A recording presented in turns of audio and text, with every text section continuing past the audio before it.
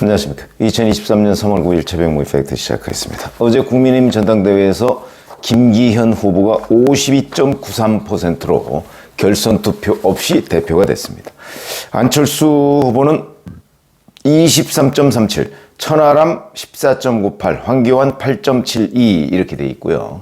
그 다음에 최고위원으로는 8명 중에 4명이 당선됐는데 득표 순위가 김재원, 김병민, 조수진, 태영호 이런 순서로 4명이 당선이 됐고 대략 뭐 한 17% 정도에서 16.3% 정도 요 정도로 뭐 고만고만했다. 최고위원들은 2명을 투표지에 쓰는 걸로 경선이 이루어졌습니다.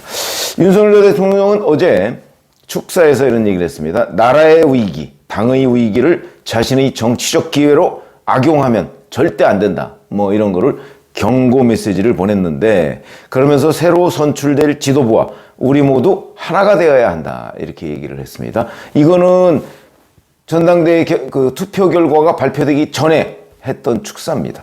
자, 그럼 이게 누구에 대한 경고냐? 민주당에 대한 경고냐? 나라의 위기를 정치적 기회로 악용하면 안 된다는 것은 민주당에 대한 경고로 보이고 당의 위기를 악용하면 안 된다는 것은 당내 인사들에 대한 경고로 보인다. 그러면 당내 인사 누구일까? 뭐 김기현 후보는 아닐 거고 그러면 안철수, 뭐 이준석계 뭐 이런 쪽에 경고를 날린 것으로 보인다. 이 부분에 윤석열 대통령의 당에 대한 인식 이런 것들이 들어가 있다고 볼 수 있는데 어찌 보면 그렇게 당이 안정적으로 가지 못할 수도 있겠다 하는 것을 내포하는 대목입니다. 무슨 얘기냐면 윤석열 대통령은 당의 친윤계 외에는 별로 보이지 않는다는 게 이 코멘트에 저는 포함되어 있다고 생각을 합니다. 이렇게 본다면 앞으로 당에서도 친윤계 중심으로 국민의힘이 운영이 될 것이다 하는 걸 우리가 충분히 예상해 볼 수 있는 대목인데 그렇게 된다면 앞으로 이 당이 정말 비윤계나 반윤계가 나간다면 모르지만 당을 나가지 않는다면 그렇다면 그게 불씨가 돼서 갈등이 생길 소지가 어저께 윤 대통령의 축사 내에 저는 있다고 봅니다. 자, 김기현 후보 당선이 되고 나서 수락 연설을 통해서 이렇게 얘기했습니다. 여기 함께하고 있는 안철수, 황교안, 천하람 후보 모두 잘 모시고 연대 포용 탕평, 연포탕 대통합 국민의힘을 만들겠다. 이렇게 얘기를 했고요. 첫째도 둘째도 셋째도 민생이다. 똘똘 뭉쳐 민생을 살리고 내년 총선에서 승리하자. 이렇게 얘기를 했습니다. 자, 그런데 어차피 선거라는 거는 경선이라는 것은 뭐 한 표라도 이긴 사람이 winner takes all입니다. 모든 걸 다 가져갑니다. 그렇기 때문에 그 다음에는 그 사람이 어떻게 하느냐에 따라서 그 당의 운명이 갈리고 나라도 대통령이 어떻게 하느냐에 따라서 운명이 갈리지만 중요한 거는 나라를 이끌어가는 거, 당을 이끌어가는 것은 혼자만 가지고 되는 건 아니거든요.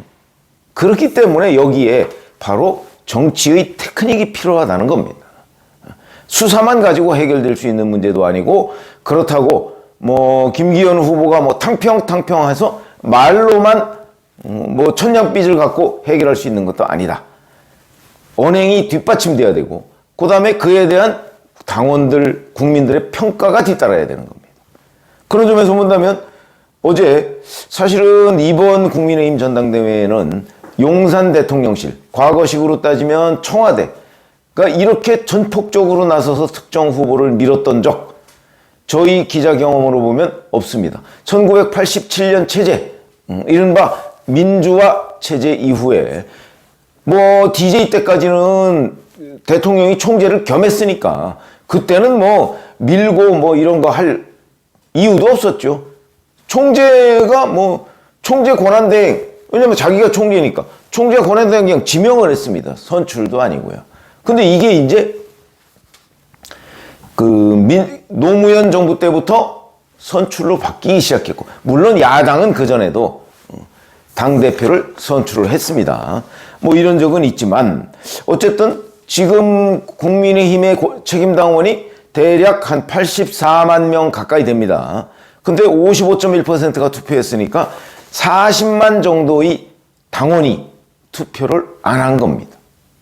이것도 상당히 중요한 변수고, 왜냐하면 40만 당원 중에 친윤도 물론 있겠죠. 그러나 이번에 친윤이 다수가 투표에 참가한 것으로 보인다.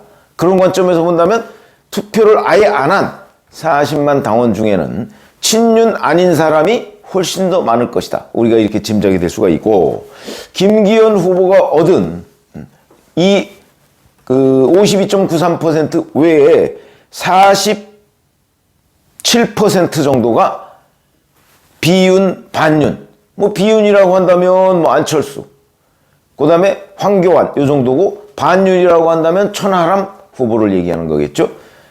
47%, 만만치 않은 숫자입니다. 53대 47. 그런데 이런 거 한번 생각해 보시죠. 저는 이번에 윤심의 힘겨운 승리, 이렇게 한마디로 정의를 합니다. 왜냐하면 윤심이 얼마나 거의 노골적으로 드러났습니까? 이번 국민의힘 전당대회에서. 첫 번째, 자, 여론조사에서 압도적 우위를 쭉 유지해왔던 나경원 저출산 고령사회 부위원장 해임, 이렇게 하면서 온갖 핍박을 하고 초선 40명이 나경원에 대한 비판에 나서는 등 이런 집단 행동까지 한 끝에 나경원 전 의원을 주저앉혔습니다. 이때 나경원 전 의원의 절반 정도에도 김기현 후보는 미치지 못했습니다. 그렇기 때문에 나경원을 주저앉혀야 되겠다. 여기에 용산 대통령실이 앞장섰다. 이런 걸 부정하면 안 됩니다. 그건 뭐 객관적 사실이니까. 나중에 나경원 전 의원이 결국 뭐 김나연 대 뭐래서 김기현 후보 쫓아다니기는 했지만, 그러나 여하튼 대통령실이 나서서 나경원을 주저앉혔다는 것은 명백한 팩트다.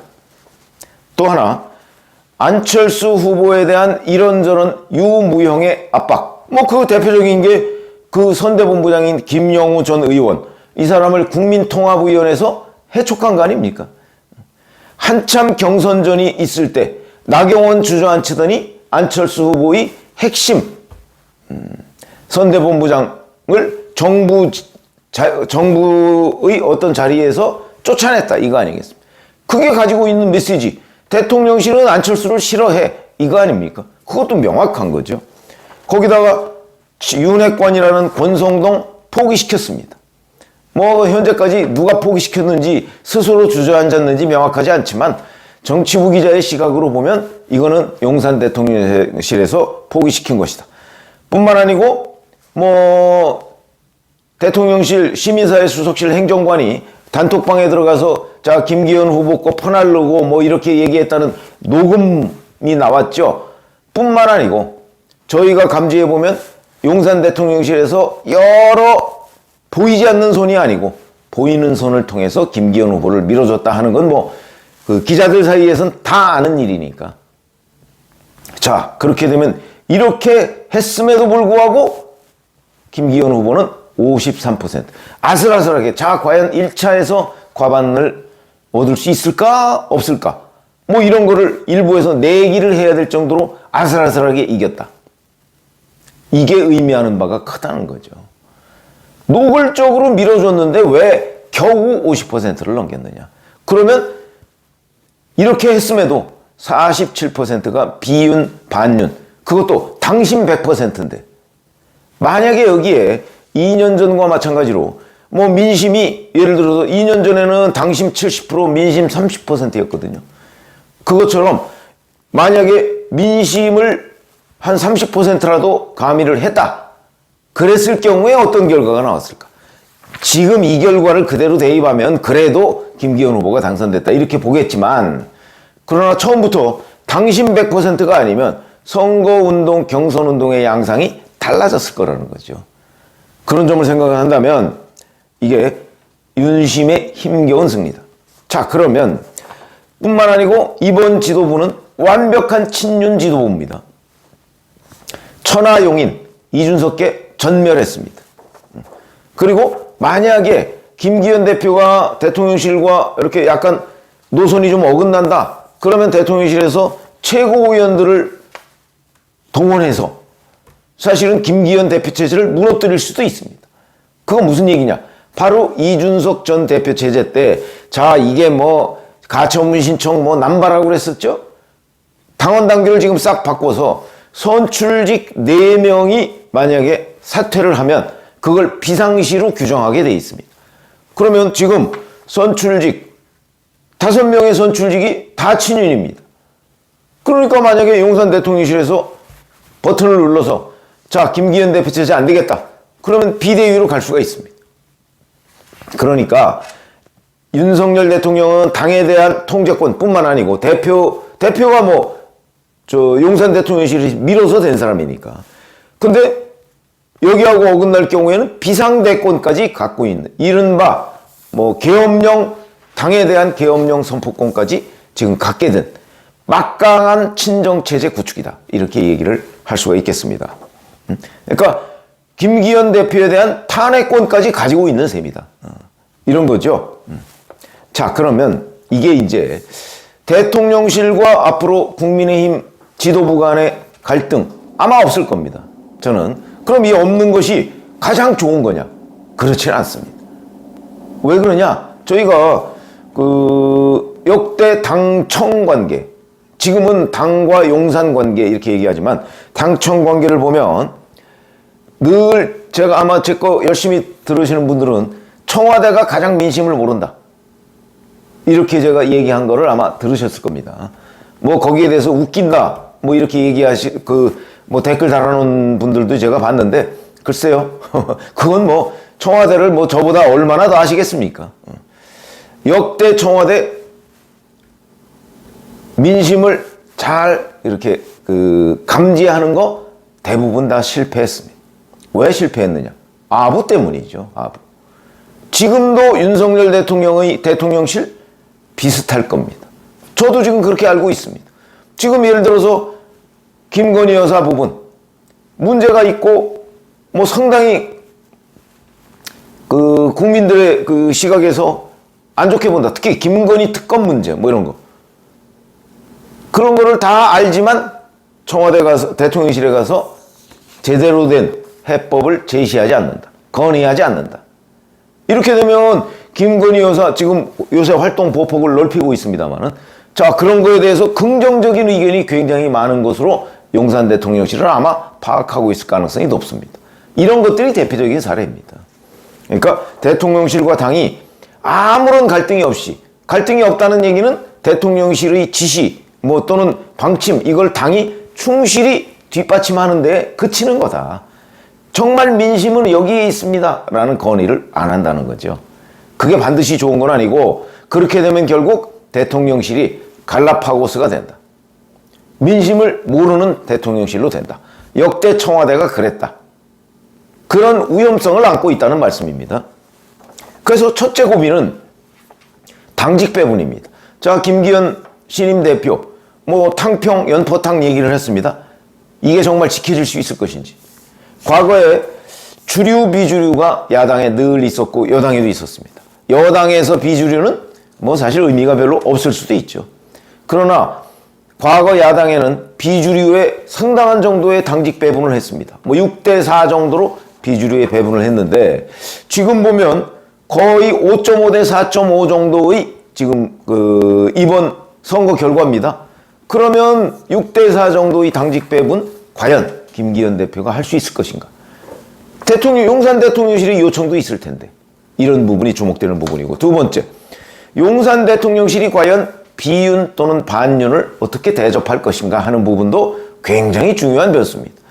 지금처럼 용산 대통령실이 친윤계만 감싸고 돌고 비윤계나 반윤계는 아예 밥도 같이 안 먹는다.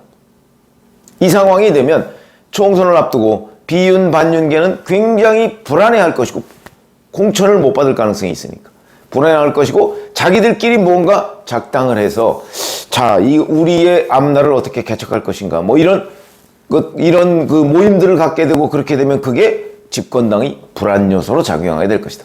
이렇게 말씀을 드릴 수 있고 세 번째가 바로 이제 총선 공천인데 뭐 가장 중요한 거겠죠. 여기에는 민주당의 움직임이 더 중요할 수도 있습니다. 민주당은 과연 이재명 대표 체제로 총선을 치를 수 있을까요? 그건 뭐 제가 여러 차례 말씀드렸으니까 변론으로 하고, 민주당에서 분당의 파열음, 이게 올 연말쯤 되면 생길 가능성이 대단히 높다, 제가 이렇게 예측을 했는데, 근데 그거와 맞물려서 국민의힘도 예외가 아닐 것이다. 무슨 얘기냐면 지금 한간에 여러 가지 정보들이 있습니다. 윤석열 대통령이 검찰 출신 적어도 30명 정도는 공천을 해야 된다, 이렇게 얘기를 하고 있다는 거 아닙니까? 그러면 지금 30명 그렇게 많은 숫자가 아닐 수도 있습니다. 그러나 이미 국민의힘에는 검찰, 검사 출신들의 정치인들이 꽤 많습니다. 여기다가 또 추가 알파가 30명 된다. 그것도 당선권에 있는 곳, 그럼 주로 영남 아니겠습니까? 그랬을 때 거기서 쫓겨나는, 공천에서 탈락하는 사람, 만약에 경선을 해서 탈락한다고 그러면 아무 소리도 못하고 출마도 못하죠. 근데 그게 아니고 전부 다 전략 공천으로 내리꽂아서 기존에 있는 정치인들을 내쫓는다. 이거 그렇게 간단한 일 아닙니다. 지금 그 가능성이 보이고 있거든요. 왜냐하면 검사 출신 또는 검찰 출신들을 당선권이 있는, 당선이 안정적인 그런 곳에 내리꽂으려면 경선을 하면 쉽지가 않죠. 그러니까 아마도 전략 공천을 할 텐데, 그 전략 공천을 할 때 반발이 있는데 그걸 어떻게 극복할 것이냐, 이런 것들이 또 대단히 중요한 거다, 이렇게 말씀을 드리고요. 그래서 지금 얘기한 것이 이제 당과 대통령실 간 균열, 갈등 없겠지만 이것이 몇 번의 고비를 넘겨야 안착한다, 이런 말씀을 드립니다. 고맙습니다.